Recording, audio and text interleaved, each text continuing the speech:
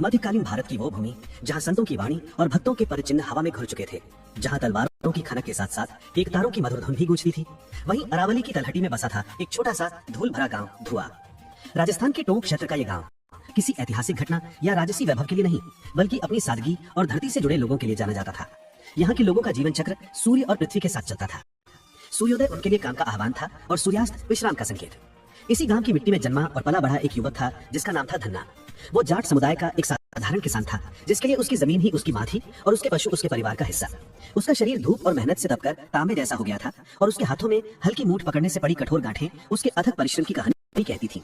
धन्ना का जीवन किसी महाकाव्य का अध्याय नहीं था, वो तो लोक जीवन की एक सीधी साधी चौपाई जैसा था, सरल, सहज और लयबद्ध। धन्ना के हृदय में ईश्वर के प्रति एक जन्मजात आस्था थी, जैसी एक शिशु की अपनी माँ के प्रति होती है। यह आस्था शास्त्रों के ज्ञान, तर्कों के द्वंद्व या कर्मकांडों की जटिलता से कोसों दूर थी।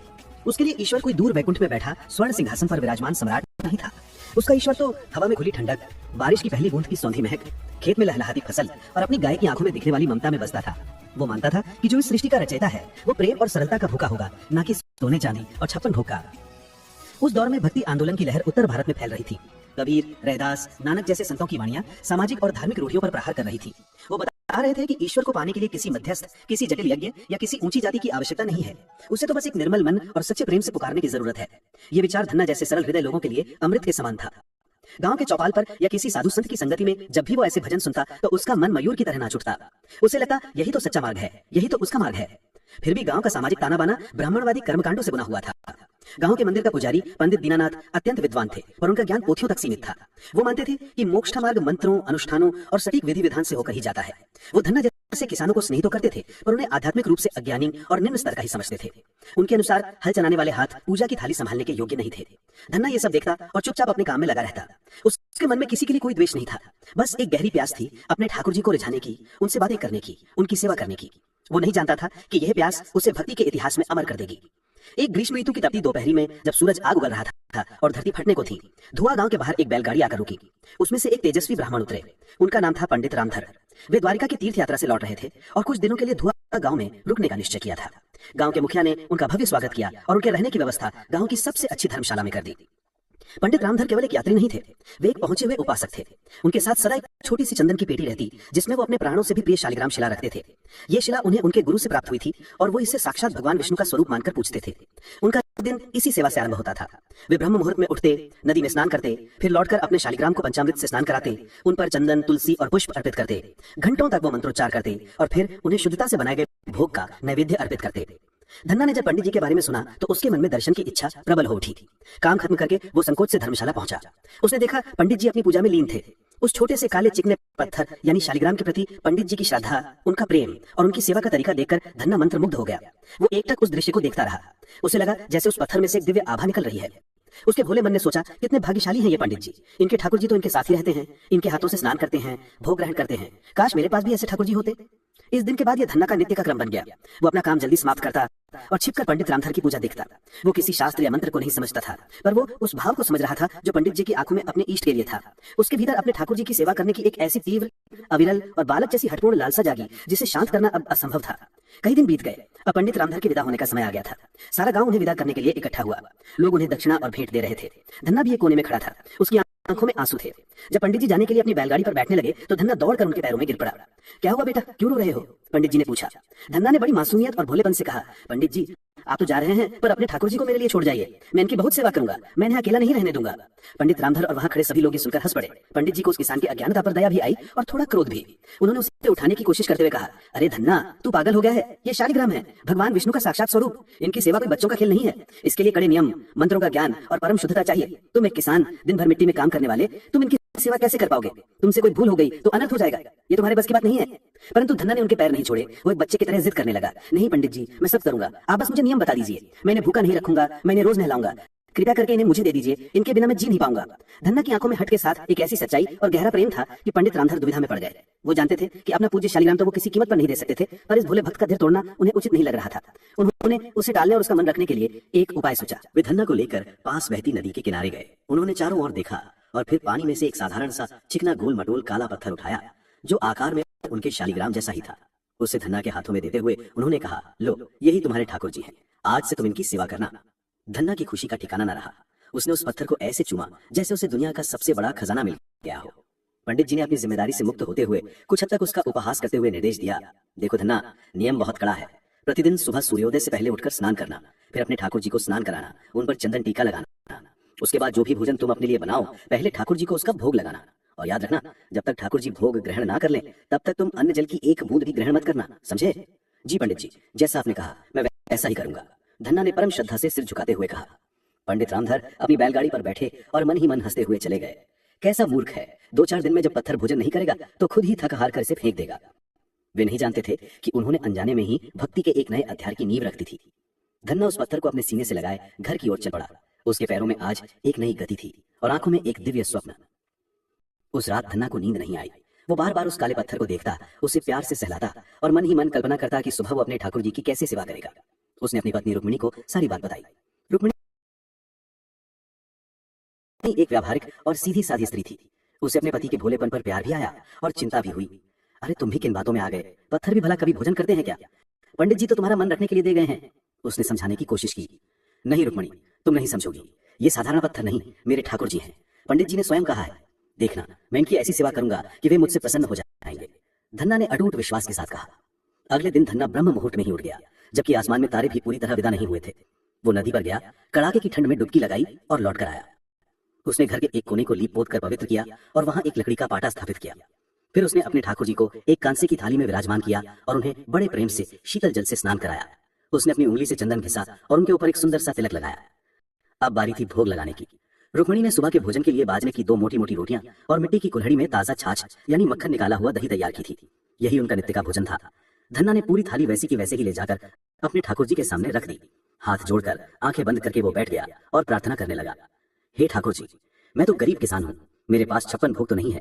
यही रूखी सूखी रोटी और छाछ है जिसे मैं बड़े प्रेम से आपके लिए लाया हूँ। कृपया करके इसे स्वीकार करें और मुझे कृतार्थ करें। वो पूरी श्रद्धा से प्रार्थना करके आंखें खोलकर प्रतीक्षा करने लगा। उसे पूरा विश्वास था कि अभी उसके ठाकुर जी प्रकट होंगे और रोटी खाएंगे। एक पल बीता, फिर दूसरा, फिर एक घड़ी, फिर एक पहर। पत्थर अपनी जगह पर अचल और शांत बना रहा। सूरज चढ़ने लगा। गांव के लोग अपने अपने खेतों की ओर जाने लगे। रुक्मिणी ने आवाज लगाई, अरे अब तो उठो, खेत में काम करने नहीं चलना क्या? रोटी ठंडी हो रही है, खा लो। चुप रहो रुक्मिणी, जब तक ठाकुर जी भोजन नहीं लगाएंगे मैं अन्न का एक दाना भी मुंह में नहीं डालूंगा। ये मेरे गुरु का आदेश है, धन्ना ने दृढ़ता से कहा। दोपहर हो गई, सूरज सिर पर आ गया। खेतों में काम करने वाले लोग भोजन के लिए घर लौटने लगे। धन्ना अभी भी उसी आसन पर बैठा था, अपनी भूखी आंखों से पत्थर को निहार रहा था। अब उसकी प्रार्थना में आतुरता बढ़ने लगी थी। प्रभु, मुझसे ऐसी क्या भूल हो गई? क्या मेरी सेवा में कोई कमी रह गई? आप क्यों भोजन नहीं कर रहे? गांव के कुछ लोग जो वहां से गुजरे वे उसका मजाक उड़ाने लगे। देखो धन्ना बावला हो गया है, पत्थर को रोटी खिला रहा है। अरे इसकी बुद्धि तो घास चरने गई है। पर धन्ना पर इन बातों का कोई असर नहीं हुआ। उसका विश्वास हिमालय की तरह अडिग था। शाम ढल गई, सूरज अस्ताचल की ओर चला गया। पक्षी अपने घोंसलों में लौट आए। धन्ना का शरीर भूख और प्यास से निढाल होने लगा था, पर उसका मन अब भी अपनी जिद पर अड़ा था। रात हो गई पर पत्थर ने भोजन नहीं किया। पहला दिन निराहार और निर्जल बीत गया। दूसरा दिन भी उसी तरह शुरू हुआ। धन्ना ने फिर से स्नान किया, ठाकुर जी को स्नान कराया और फिर से ताजी रोटी और छाछ का भोग लगाकर बैठ गया। अब उसकी आंखों में केवल प्रतीक्षा नहीं बल्कि एक गहरी पीड़ा थी। हे ठाकुर जी, क्या आप मुझसे इतने रूठे हैं? मैंने तो सुना है कि आप भक्तों के प्यार के भूखे हैं। ये भक्त 2 दिन से भूखा प्यासा आपके द्वार पर बैठा है, क्या आपको दया नहीं आती? उसकी पत्नी और घरवालों ने उसे बहुत समझाया, उसे जबरदस्ती खिलाने की कोशिश की, पर धन्ना टस से मस नहीं हुआ। दूसरा दिन भी बीत गया। अब धन्ना की हालत बिगड़ने लगी थी। उसका गला सूख कर कांटा हो गया था और शरीर में उठने की भी शक्ति नहीं बची थी। तीसरे दिन भी वही क्रम दोहराया गया, पर अब धन्ना में बोलने की भी हिम्मत नहीं थी। उसकी आंखों से बस अविरल अश्रुधारा बह रही थी। ये आंसू किसी शिकायत के नहीं बल्कि एक बालक की अपनी मां से बिछुड़ने की पीड़ा के थे। 3 दिन और 3 रात की भूख और प्यास ने उसके शरीर को जर्जर कर दिया था, पर उसकी आत्मा का विश्वास और भी प्रज्वलित हो उठा था। उसने मन ही मन निश्चय कर लिया था, या तो आज ठाकुर जी भोग लगाएंगे या मैं इसी आसन पर अपने प्राण त्याग दूंगा। चौथे दिन का सूर्योदय हुआ। धन्ना का शरीर लगभग चेतना शून्य हो चुका था, पर उसकी आत्मा पूरी तरह जागृत थी। वो लेटे लेटे ही अपने ठाकुर जी को देख रहा था। उसकी आंखों से आंसू की धारा रुकने का नाम नहीं ले रही थी। अब उसकी प्रार्थना में कोई शब्द नहीं थे, केवल एक मूक हृदय विदारक पुकार थी। वो अपनी भीतर की पूरी शक्ति को समेटकर रोते हुए फुसफुसाया, हे प्रभु, हे मेरे ठाकुर जी, मैं तो एक अनपढ़ गंवार किसान हूँ। मुझे वेद शास्त्रों का ज्ञान नहीं, मुझे मंत्र जाप की विधि नहीं आती। मेरे गुरु उन पंडित जी ने बस इतना ही कहा था कि आप भोग लगाते हैं, आप प्रेम से दिव्य वस्तु स्वीकार करते हैं। मैं तो बस उन्हीं के वचन पर विश्वास करके बैठा हूँ। उसका गला रुंध गया। वो हांफते हुए बोला, हे दीनानाथ, आप तो बड़े बड़े सेठों साहूकारों के घर 56 भोग खाते होंगे। वहाँ सोने चांदी के बर्तनों में आपको मेवे मिष्ठान परोसे जाते होंगे। मैं कहाँ से लाऊं वो सब? मेरे पास तो मेरे पसीने की कमाई ये बाजरे की रूखी सूखी रोटी ही है। क्या ये आपके लिए इतनी तुच्छ है कि आप इसकी ओर देखते भी नहीं? उसकी आवाज में अब एक बच्चे का उलाहना था। प्रभु, 3 दिन से मैं भी भूखा हूँ। आप तो सबके पिता हैं। क्या कोई पिता अपने बच्चे को भूखा देख सकता है? यदि आज आपने भोग नहीं लगाया तो मैं भी जीवित नहीं रहूंगा। फिर लोग कहेंगे कि धन्ना का भगवान बड़ा कठोर था, उसने अपने भूखी भक्त की सुध नहीं ली। क्या आपको ये कलंक स्वीकार होगा? एक बालक की ये निश्छल, निष्कपट और प्रेम से भरी हठपूर्ण पुकार साधारण दीवारों को भेद कर सीधा वैकुंठ तक जा पहुंची। कहते हैं ईश्वर नियमों से नहीं, प्रेम से बनता है। भक्त के अटूट विश्वास के आगे भगवान भी विवश हो जाते हैं। उनकी योग माया, उनके नियम सब एक तरफ रह जाते हैं और भक्त का प्रेम सर्वोपरि हो जाता है। अचानक उस छोटी सी झोपड़ी में एक अलौकिक प्रकाश फैल गया। धन्ना की धुंधलाती आंखों ने देखा कि उसके सामने कोई खड़ा है। वो एक सुंदर ग्वाले का रूप था। सांवला सलोना शरीर, आंखों में ब्रह्मांड की करुणा, होठों पर मधुर मुस्कान और सिर पर मोर पंख का मुकुट। वो कोई और नहीं, साक्षात भगवान विष्णु थे, जो अपने भक्त की हट के आगे हार कर प्रकट हो गए थे। उन्होंने अपनी अमृतमयी वाणी में कहा, धन्ना उठो, इतना हट क्यों करते हो? तुम्हारी पुकार ने मुझे वैकुंठ में भी स्थिर नहीं रहने दिया। लाओ, क्या लाए हो मेरे लिए? मुझे बहुत भूख लगी है। धन्ना को अपनी आंखों और कानों पर विश्वास नहीं हुआ। क्या यह स्वप्न है या सत्य? उसने अपनी बची खुची शक्ति से उठने की कोशिश की। भगवान ने स्वयं उसे सहारा देकर उठाया। धन्ना की खुशी, उसके विस्मय, उसके प्रेम का कोई पारावार न रहा। वो कुछ बोल न सका, बस फूट फूट कर रोते हुए उनके चरणों में गिर पड़ा। भगवान ने उसे उठाया और गले से लगा लिया। अरे रोते क्यों हो? मैं आ तो गया हूँ, अब जल्दी से मुझे भोजन कराओ। धन्ना ने कांपते हाथों से वो 3 दिन पुरानी सूखी रोटी और छाछ की कुल्हड़ी भगवान के आगे कर दी। भगवान एक बालक की तरह वहीं जमीन पर बैठ गए और बड़े चाव से वो सूखी रोटी खाने लगे। उन्हें खाते देख ऐसा लग रहा था मानो वे अमृत ग्रहण कर रहे हों। उन्होंने एक रोटी खाई, फिर दूसरी। जब उन्होंने तीसरी रोटी के लिए हाथ बढ़ाया जो रुक्मणी ने सुबह रखी थी, तो धन्ना के भीतर का भोला किसान जाग उठा। उसने झट से भगवान का हाथ पकड़ लिया और बड़ी मासूमियत से कहा, प्रभु रुक जाइए, सारी रोटियां आप ही खा लेंगे तो मैं क्या खाऊंगा? 3 दिन से मैं भी तो भूखा हूँ। 2 आपने खा ली, एक मेरे लिए छोड़ दीजिए, हम दोनों बांट कर खाएंगे। ये सुनकर त्रिलोकीनाथ भगवान खिलखिलाकर हंस पड़े। एक भक्त की ऐसी सरलता और अधिकार भावना देखकर उनका हृदय द्रवित हो गया। उन्होंने एक रोटी धन्ना के लिए छोड़ दी और बची हुई छाछ पीकर बोले, धन्ना, तुम्हारी भक्ति सच्ची है। तुमने मुझे ज्ञान से नहीं, कर्मकांड से नहीं, बल्कि अपने निश्चल प्रेम और अटूट विश्वास से जीत लिया। आज से मैं तुम्हारा मित्र हूँ। जब भी तुम मुझे प्रेम से पुकारोगे, मैं आ जाऊंगा। उस दिन के बाद धन्ना का जीवन बदल गया। वो पत्थर अब भी वही था, पर अब वो सिर्फ पत्थर नहीं था, वो धन्ना और उसके प्रभु के बीच एक दिव्य सेतु बन गया था। उस चमत्कारिक घटना के बाद धन्ना के लिए सब कुछ बदल गया और साथ ही कुछ भी नहीं बदला। वो अब भी वही साधारण किसान था, वही हल चलाता, वही पशु चराता, वही बाजरे की रोटी खाता। लेकिन अब वो अकेला नहीं था। उसके हर काम में, हर पल में उसके ठाकुर जी उसके साथ थे। ये एक नृत्य का क्रम बन गया। धन्ना सुबह भोग लगाता और भगवान एक सखा के रूप में प्रकट होकर उसके साथ बैठकर भोजन करते। वो दोनों बातें करते। धन्ना उन्हें दिन भर की बातें बताता, खेत में कहाँ बीज बोना है, किस फसल में पानी देना है, कौन सा बैल सुस्त चल रहा है, और भगवान मुस्कुराते हुए उसकी बातें सुनते, उसे सलाह देते। कभी कभी तो भगवान अपनी लीला से धन्ना के साथ खेतों में काम भी करवाते। वो धन्ना के साथ हल चलाते, निराई गुड़ाई करते। उनकी उपस्थिति मात्र से धन्ना का काम सहज हो जाता। जहां दूसरे किसान दिन भर मेहनत करके थक जाते, वहीं धन्ना अपना काम खेल खेल में पूरा कर लेता और उसकी फसल भी गांव में सबसे अच्छी होती।